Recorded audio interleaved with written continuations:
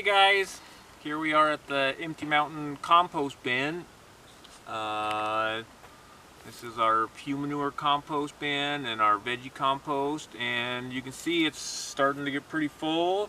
I think that we put our last load in and it's running great. Come show the thermometer over here.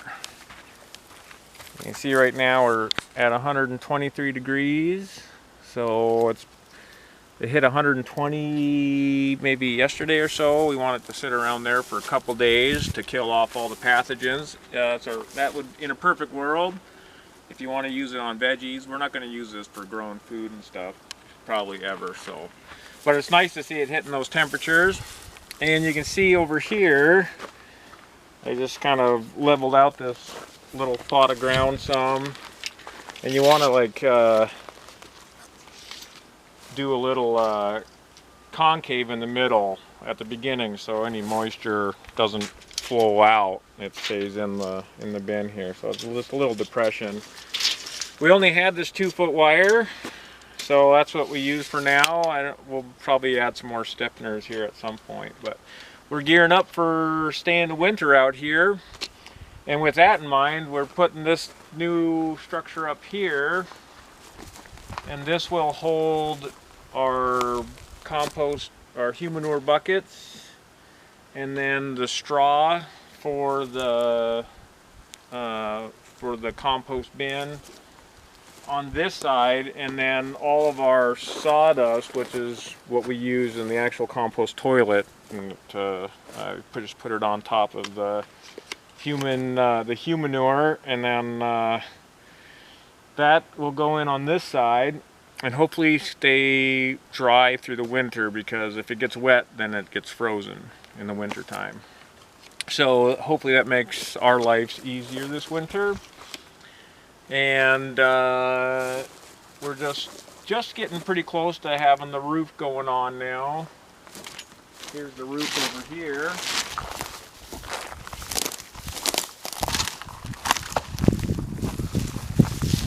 These are some 16-foot roofing panels that a friend of ours gave us, and from an old tear-off carport, and the 2x6s up there came from the same structure. So I decided that we'd just make this thing 16 feet long, and we're going to run the panels. Lengthwise this way, which isn't the best, because then the ribs go like this and the water hits, and we're going to want to run sideways. But it's like materials are free, and we'll run the experiment and see how that works. It might make it more difficult to collect the water if we want to for cleaning up. It'd be nice to have a barrel over here. The roof feeds the barrel, and then we have all the water we need for the wash-up station coming from the wash-up site, from the compost site, which would be pretty cool. So that's the plan there. And we'll show you, I think we'll show you where we're at with the sauna build right now. Which got put on hold for a while because life. A few reasons. We had an interesting month. And anyways, we're kind of back on target now. So here is the sauna. And actually this here, that's covered in the black, this is old roofing membrane that I got the deck covered with, because this is all going to be conditioned space. So this will be the hangout room in the sauna, where you can go into the hot space and then have a comfortable place to come cool off, drink some tea. And also our plan right now is to have a wood stove in this room as well, that we can maybe light up once a day, we'll see, and keep this area conditioned at least above freezing, so we can maybe store water in there, in here. So the sauna, if you come over here, this the actual sauna starts right at this board here and then runs that way. So the interior of the sauna will be 8 feet by 8 feet. We're hoping it'll fit 6 people comfortably. And then this little narrow room here is going to be our new shower room. We figured since we're going to want to have a water element for the sauna to cool off and to wash off afterwards. We don't need the old shower house anymore if we're going to have something here. So we'll see how it goes. It's kind of sad to lose the old shower, not to shower in that anymore, but I think this makes more sense as far as efficiency and gearing up for winter. This will be, I think, a good move for us. So this floor is insulated and then sheeted, and then above the sauna and the shower will not be insulated. And this is kind of what we've been waiting for, is I need to mill boards for this. So it'll just be open decking with gaps in it, and that'll allow the fresh air intake for the sauna to come up through the floorboards, and then water any moisture to go back out. And the same for the shower. We're just gonna let the shower, we'll see how this works, we'll just let the shower just run right down through the floorboards, and hopefully that will last us for a while. We'll see how that works out. But just slatted floors with gaps, and the water will just down to the ground. But we've been waiting on getting some lumber, some logs that we can mill up, and we just got them like 20 minutes ago. We'll go take a walk. Oh yeah, this is our that's our walls. We just picked that up here a little bit ago. That's the walls for the sauna build. We have the insulation for the sauna build, and I'll kind of walk us through it as we're continuing the project, and then all the sheeting for the sauna, walls and roof. There's our old shower house. It may not be a shower house anymore.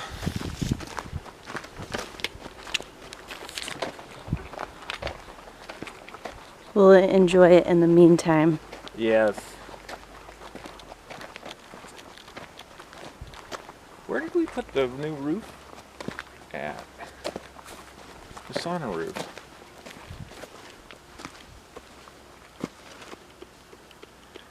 This is us. Riveting camera.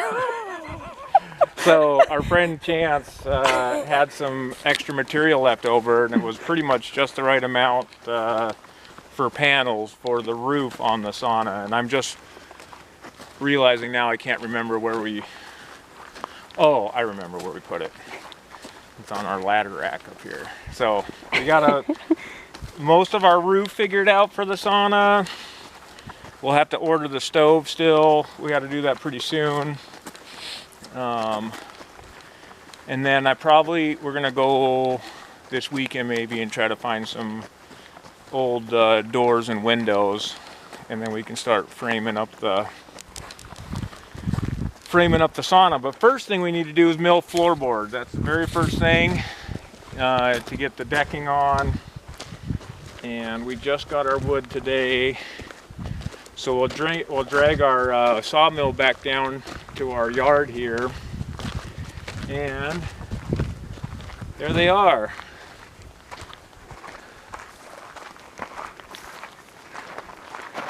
Our friends, to me, I just met them, but they're logging of the national forest right above us for fire mitigation reasons. Went up there, chatted with them, really nice guys. And we were up there and I saw these old dead standing pondos. Well, they weren't standing anymore, but I imagine they were when they cut them down. That are in great shape, it looks like. No, I mean, for the most part, no rot in them. I'm not seeing much for bugs. And so we'll mill, and I asked him if we could get those from him, and he said, heck yeah. And they just drug them down from the logging site with their grapple, which was amazing. So they just drug them down. We have our wood, and now I have to figure out how I'm going to move them all around to the mill and stuff. So, but just figure one thing out at a time. But they're here, they're ready. I think this will also make the floorboards.